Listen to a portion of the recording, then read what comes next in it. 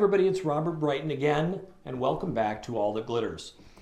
Today's video is what writers can learn from actors.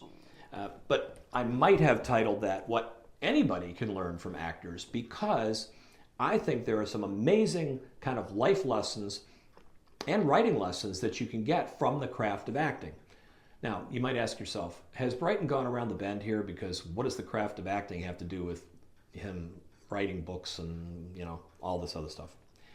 Well, until recently, nothing. But because my publisher had asked me to voice my first novel for the audiobook, and then they asked me to voice the one that's forthcoming, Winter in the High Sierra, being a person that always wants to improve whatever it is I'm doing, I started to think, all right, before I recorded this, how can I do a better job of reading the narrative, voicing the characters, and just telling a good, gripping story?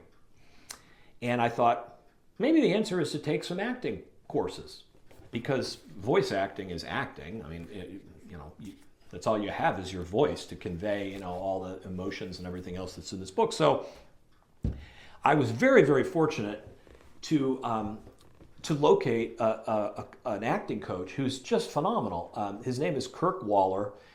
You might recognize the name, and you certainly will recognize his face, because he plays Gaius, the Praetor, the head Roman guy, in the hit movie and TV series The Chosen. And Kirk has also been a character actor for, I think, 30 years or more. He's been in everything from The X-Files to, just all kinds of stuff. Anyway, look him up on IMDb. You'll recognize him.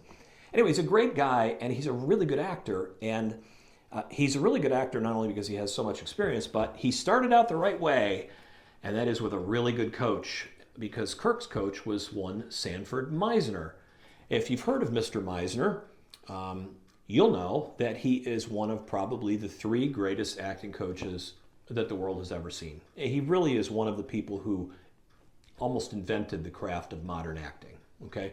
Because acting in like the vaudeville era or whatever, the 1900s, teens, 20s or whatever, was very you've seen like the silent films and stuff. It's sort of melodramatic, it's over the top. Some of that was because the first ones were silent films and they had to compensate with bigger gestures and facial expressions and all that. But some of it was also just the times. I mean, I think the Victorian era was just a very sort of sentimental and sort of emotionally florid era. And that came through in early acting performances. But Meisner and a few others rethought that, I think beginning in the 1940s, I think, or 50s. And if you want to read his book on acting, it's quite good. But Kirk was one of his students. Mr. Meisner is deceased now, but Kirk studied with him for many years. And so the stuff that he's been sharing with me has been really eye-opening. So first of all, where to start? The first thing is, acting is not at all what I thought it was.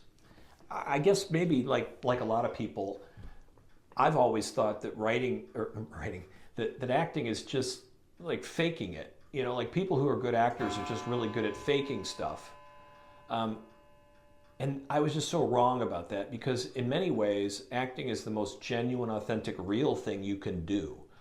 It requires almost a kind of personal fearlessness to do it well, and I'll go into why that is in just a second. But so that was like kind of blew my mind, because I thought, well, they're just faking it. And what Kirk pointed out to me, and it makes all the sense in the world, is you've seen bad acting. That's fake. Faking is bad acting. Good acting makes you cry, makes you catch your breath, makes you laugh. And there's a difference, and you've seen both.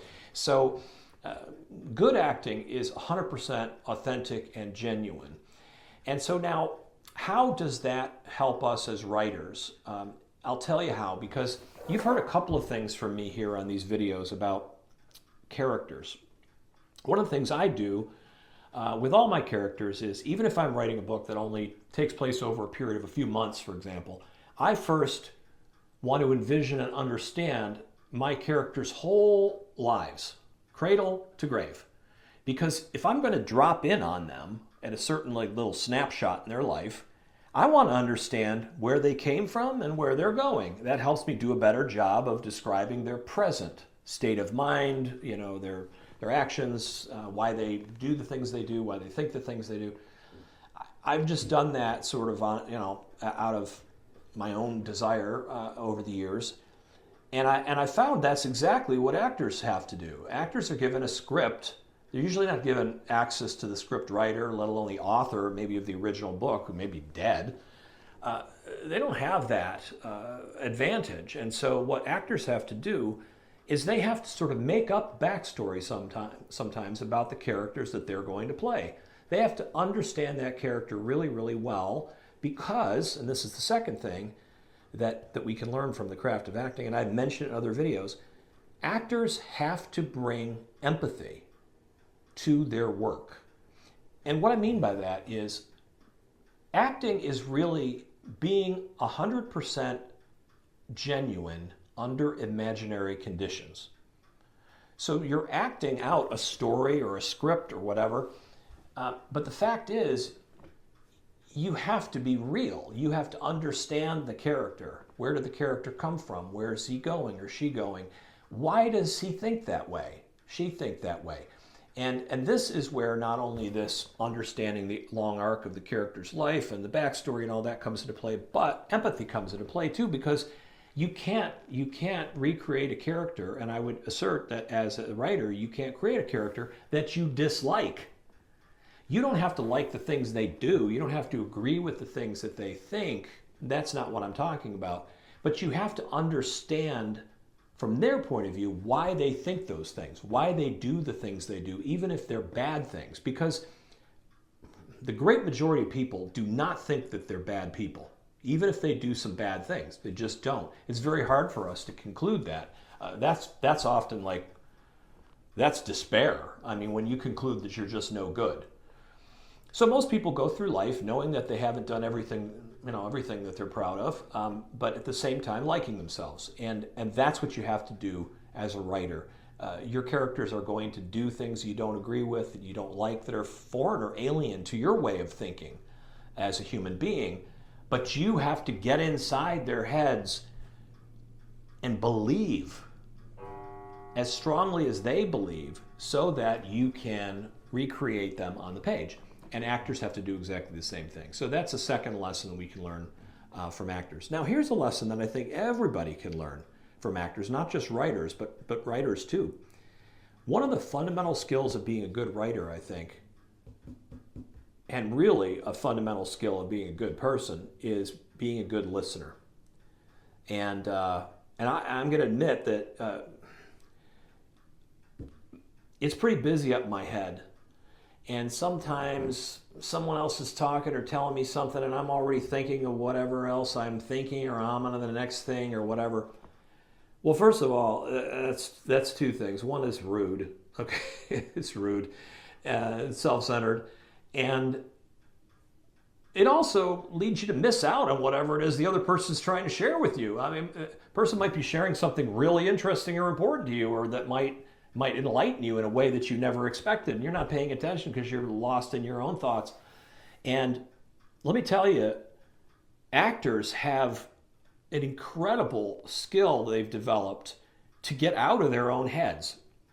This is one of the most challenging things about becoming an actor, I've found, is getting out of my head and being in the character's head, not thinking my own thoughts, and listening to the other characters, listening to the other actors, responding to them, not thinking about how, like for instance, sometimes if I'm talking to people, Robert, if I'm talking to people, I kind of hear what they're saying, but I'm already thinking like, how do I want to respond, or where do I want to take this conversation, or whatever, I'm thinking about, or what question should I ask this person to make them feel included or whatever.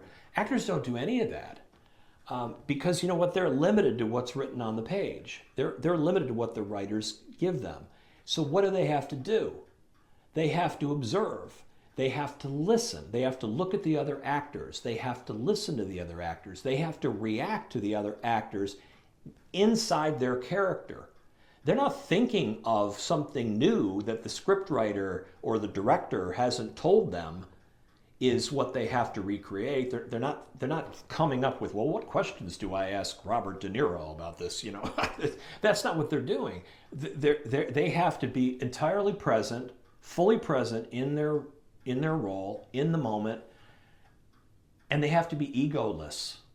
It's funny too, because like I guess I always thought, you know, maybe because most of the actors you see, you know, in daily life, you see on TV, and they're very, very famous, and you know, some of them have a pretty healthy ego, and they probably should. You know, they've been very successful and all that. Hats off to them. But acting itself is completely selfless. People don't. Well, again, this doesn't apply to the biggest stars. Look, lots of people go to see Brad Pitt because they like looking at Brad Pitt. He's also, by the way, a fine actor, and he inhabits his characters. But my point is, most people don't go to watch an actor because they want to watch the real human person. They want to watch the character that person is portraying. Okay, and so that's the same thing in a book. I mean, people who read my books, you know, I don't think they care about what I think. They care about what my characters think and what my characters do and what happens to them and all that sort of stuff. And that's what actors are doing. Actors are clearing out their own personal thoughts, clearing out their own ego, and they're just trying to be as authentic and genuine under imaginary conditions as they can be. So anyway, empathy, listening, and the idea that you really have to understand the full scope of a character's life, even if you're going to drop into a very small part of it, if you want to portray that person authentically, are at least three of the things that I've been learning from my acting coach, and I've just really enjoyed it. Like it's kind of never count yourself out, you know. Like, you know, I'm at a certain age where you think, am I really going to learn, you know, how to act or play the guitar or whatever? The answer is yeah, do it. Yeah, you can do it. Just do it. Stop thinking, just stop wasting time. Get going with it. Anyway, I'm glad I did. And as I think of more things and as I discover more things working with Kirk Woller, I will update you. But it's been an eye-opening experience. And I hope that if you listen to the Winter in the High Sierra audiobook, not only will you think that Robert Brighton has done an admirable job of voicing most of it, but guess what? Kirk Woller also agreed to read one of the characters in the book with me, and so you're going to have a special guest star waiting for you on this audiobook, and I hope you like our back and forth. We had a lot of fun doing it, and I don't think it's the last thing we'll work on together. I'll just tease you with that. So anyway, thanks again for joining. I hope this was interesting, and I'll be back very, very shortly. Until then.